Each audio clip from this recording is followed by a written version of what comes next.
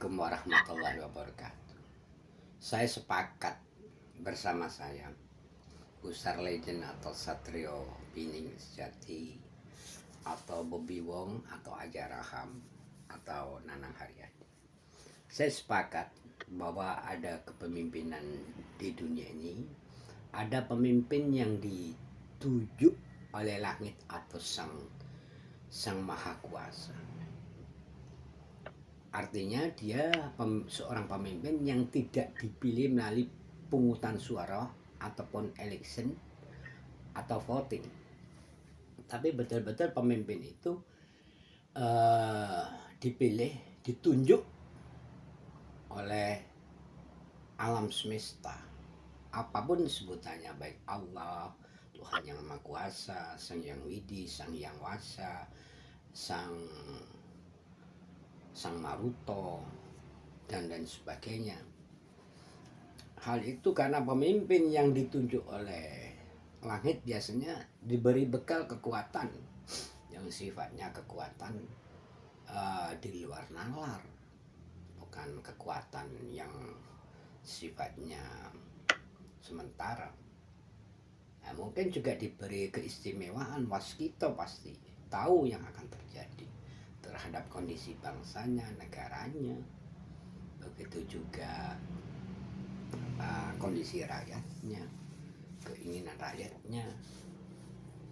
Karena pemimpin yang dipilih melalui berdasarkan pungutan suara seperti yang terjadi di Amerika, di mana-mana, kota DPR, gubernur, wali kota, itu visi ke depannya rata-rata itu kebanyakan ya, itu mementingkan kelompoknya dan pribadinya.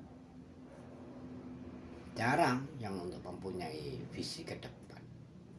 Sebaliknya gelar-gelar nama suci yang betul-betul asli datangnya dari Sang Yang Maha Kuasa, Allah atau Tuhan, baik itu Imam Al-Mahdi, baik itu Satrio Pining Sejati, baik itu Ratu Adil. Kalau itu ditunjuk oleh seseorang yang hanya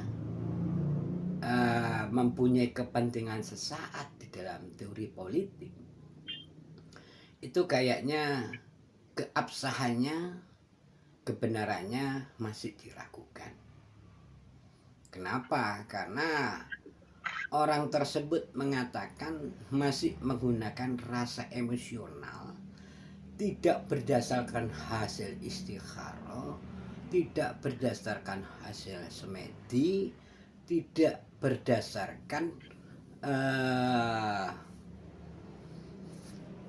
berdasarkan ritual khusus untuk mencari pemimpin atau nama suci tersebut.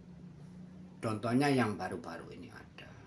Bahkan ada orang yang mendeklarasikan diri, menamakan dirinya Al-Imam Mahdi, Satrio Piningit, dan Ratu Adil. Sebenarnya kalau boleh-boleh saja mendeklarasikan dan ditunjuk itu dengan satu catatan. Apakah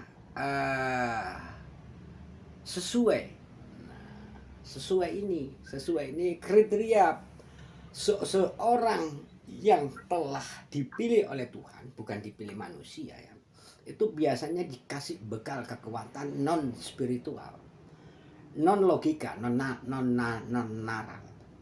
Artinya ya dia mungkin mampu mencegah sebuah kejadian-kejadian yang bersifat makro maupun mikro.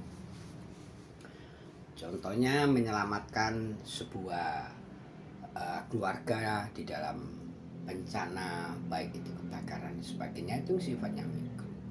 Menyelamatkan satu keluarga orang lain yang mungkin akan mengalami kematian atau sakit dan sebagainya, itu adalah bekal-bekal yang dititipkan kepada pemimpin-pemimpin yang dituju oleh Tuhan, baik itu pengobatan dan sebagainya. Nah, di samping itu juga ada yang namanya bekal sebuah kekuatan energi di luar nalar yang bersifat makro.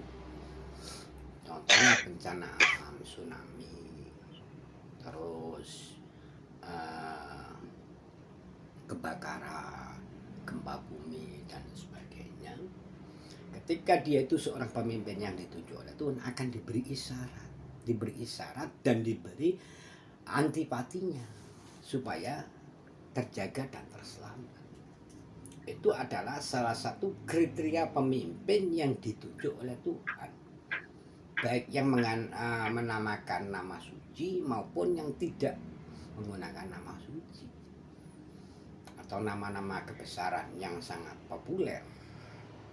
Sebab banyak juga kawi yang tidak mempunyai bekal apa-apa, tidak mampu mengantisipasi apa-apa, karena cuma ambisius pemikirannya, ambisius pribadinya, ingin tenar, ambisius ingin dipuja orang, ambisius ingin disenangi orang. Akhirnya dia mendeklarasikan diri sebagai Al-Imam Mahdi, mendeklarasikan sebagai Satru bin Nisa.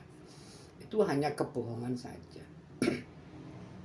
Karena yang betul-betul ditunjuk oleh Tuhan, dia tidak mau menasikan diri, bahkan cuma menawarkan, silakan Anda manggil saya apa saja, contohnya begitu.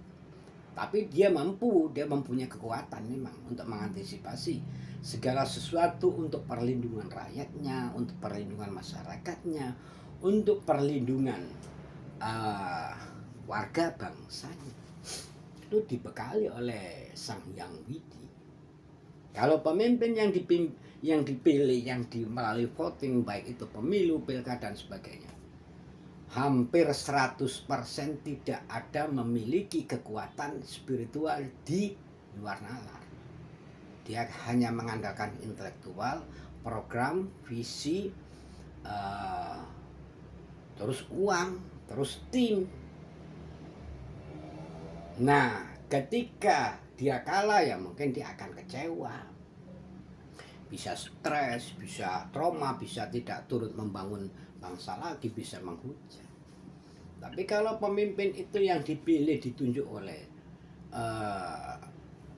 langit, ya bahasanya, seperti yang disampaikan di videonya Ratu Tunjung Sekar itu bahwa pemimpin tersebut pasti mempunyai kriteria, punya visi dan misi. Di samping visi Tuhan yang Maha Kuasa, visi hablum minallah, yaitu urusan dengan Tuhan, dan hablum minas, urusan dengan manusia, untuk kemakmuran, untuk keselamatan, untuk ketenangan, untuk ketentraman dan kenyamanan di dalam berbangsa dan bernegara. Pertanyaan saya, selama ini ada pilpres, pileg, pilgub, pemilihan gubernur, pemilihan wali kota, pemilihan bupati, pemilihan presiden, apakah hampir keseluruhan rakyat Indonesia sudah mengalami kenyamanan? Kenyamanan di bidang keamanan, kenyamanan di bidang kesehatan, kenyamanan di bidang ekonomi, kenyamanan di bidang ketentraman, kenyamanan di bidang sandang pangan papan.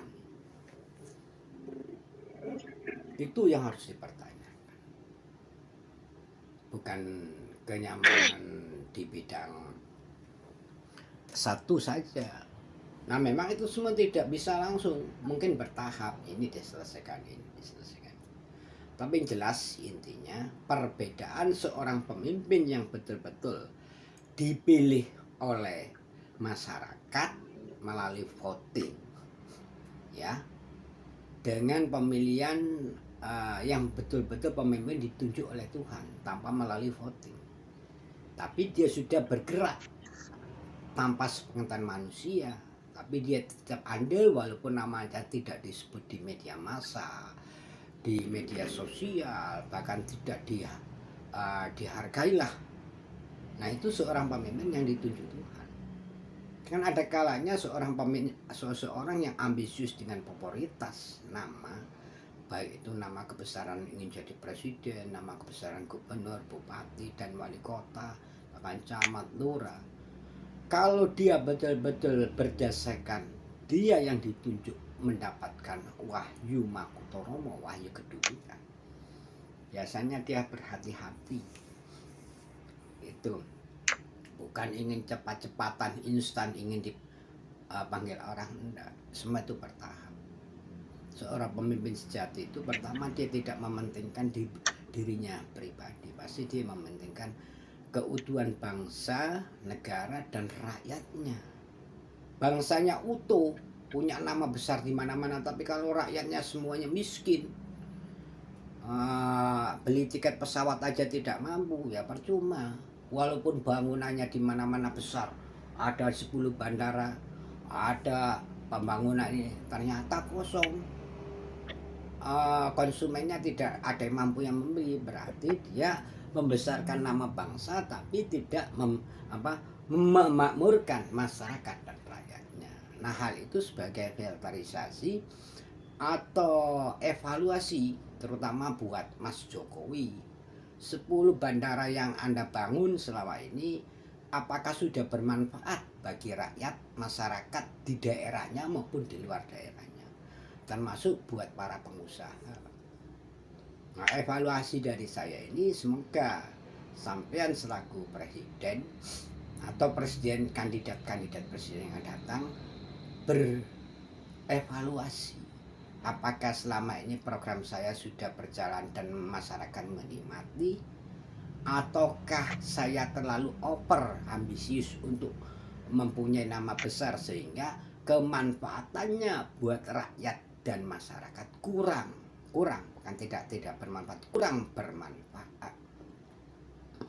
Dulu program pasar-pasar tradisional sungguh bagus ketika Mas Jokowi jadi gubernur, tapi ketika jadi presiden ya mungkin sudah afiliasinya sudah tingkat internasional, ya mungkin dia lupa.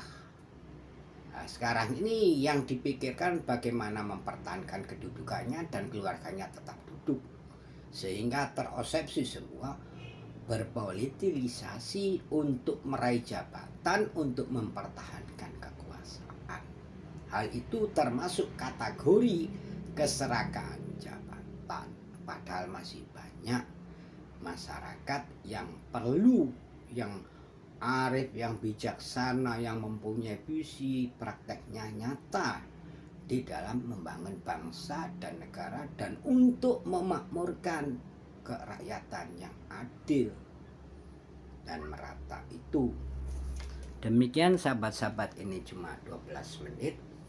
Silakan Anda berevaluasi dengan adanya Pilpres, seorang pemimpin yang dipilih negara dan pemimpin yang dipilih oleh rakyat melalui voting, dan pemimpin yang tidak dipilih melalui voting melalui petunjukan dari Tuhan atau Yang Maha Esa.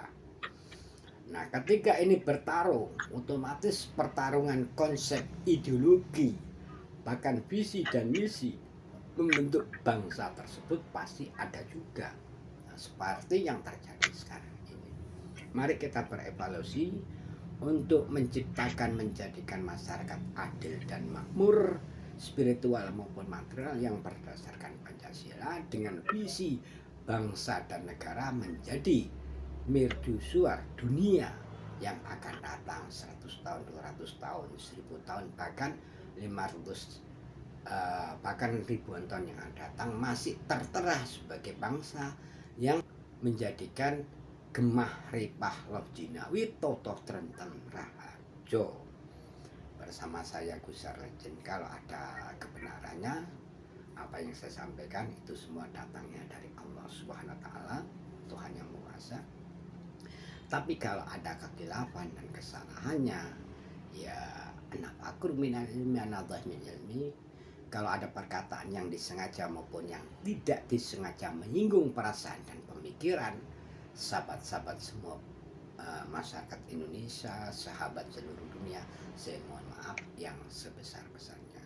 Tidak ada kata dalam hati saya untuk menyakitkan, tapi hanya mengevaluasi kejadian perjalanan peradaban bangsa dan negara Indonesia atau Nusantara. Sampai ketemu di episode atau video selanjutnya. Akhir kata, usikum wa nafsi bitaqallah. Wallahul muwaffiq ila thoriq. Wassalamualaikum warahmatullahi wabarakatuh.